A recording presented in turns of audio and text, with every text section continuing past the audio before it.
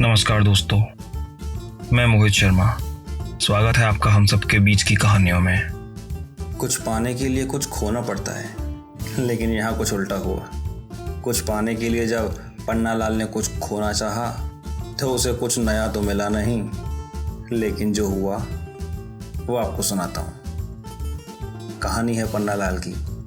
पन्नालाल की उम्र करीब 72 साल। चेहरे पर झुर्रियाँ और कमर से झुका हुआ, लेकिन अभी भी बिना लाठी का सहारा लिए चलता है। पन्नालाल अकेले ही रहता है। पेट भरने के लिए सड़क पर झाड़ू लगाता। कभी कोई उसे रोटी दे देता तो कोई उसे कुछ पैसे दे देता, जिससे उसका गुजारा होता। पन्नालाल ज्यादा किसी से बात नहीं करता, सिर्फ अपने काम से ही काम रखता था।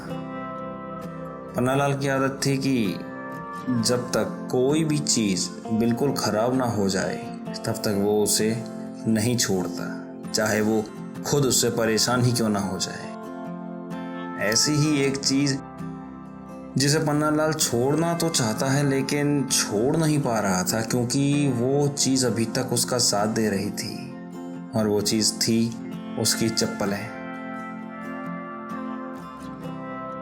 जी हाँ, उन चप्पलों को छोड़ने का मन इसलिए बना रहा था क्योंकि उनमें एड़ी और अंगूठे की जगह पर थोड़ा सा छेद था, बाकी एकदम टकाटक थी।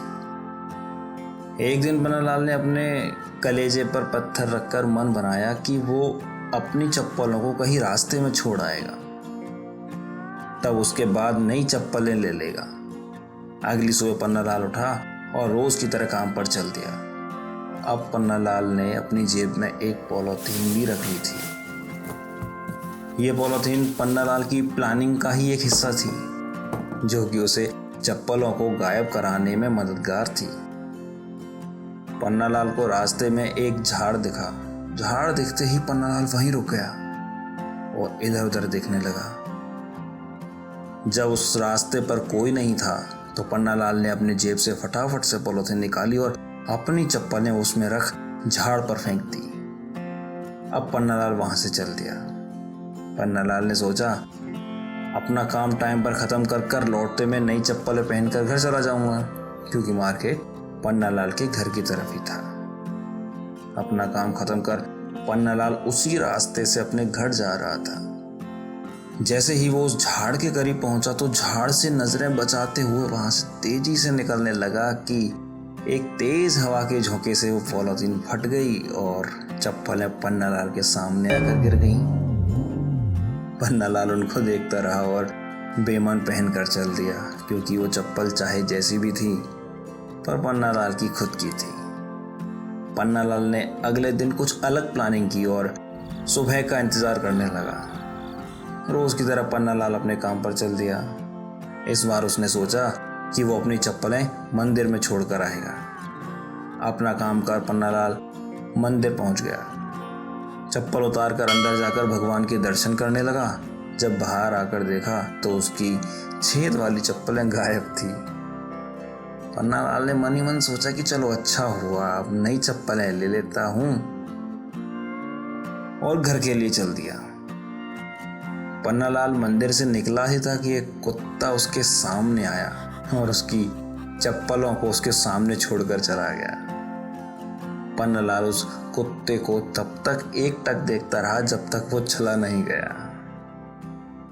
पन्नालाल की दूसरी प्लानिंग भी फेल हो गई। पन्नालाल पूरी रात सोचता रहा, फिर मन बनाया कि कम से कम 3 बार तो प्रयास करना ही चाहिए। एक और प्लानिंग करने लगा, लेकिन उसे समझ नहीं आ रहा था कि इस बार क्या करना चाहिए। बिना सोचे पन्नालाल सो गया और फिर रोज की तरह सुबह उठ अपने काम पर चल दिया। झाड़ू लगाते लगाते पन्ना ने देखा कि उसके आसपास कोई भी नहीं है, तो उसने सोचा कि मैं इन चप्पलों को यहीं छोड़ देता हूँ। पन्नालाल चप्पलों को छोड़कर जैसे ही आगे जाने लगा तो पीछे से एक आवाज आई, अरे पन्नालाल भाई, अरे नंगे पैर कहाँ जा रहे हो? अपनी चप्पल तो पहन जाओ। पन्नालाल पलटा और बालकनी में खड़े उस सज्जन को घूरते घूरते अपनी चप्पल पहनने लगा और फिर अपने घर को चल दिया।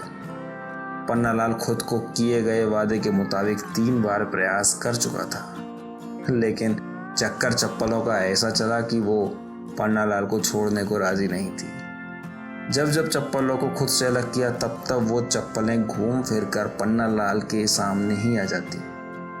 सारे प्रयास बेकार साबित हुए तो पन्नालाल ने तय किया कि अब जब तक ये चप्पल टूट नहीं जाती तब तक वो उन्हें पहनकर ही काम करेगा।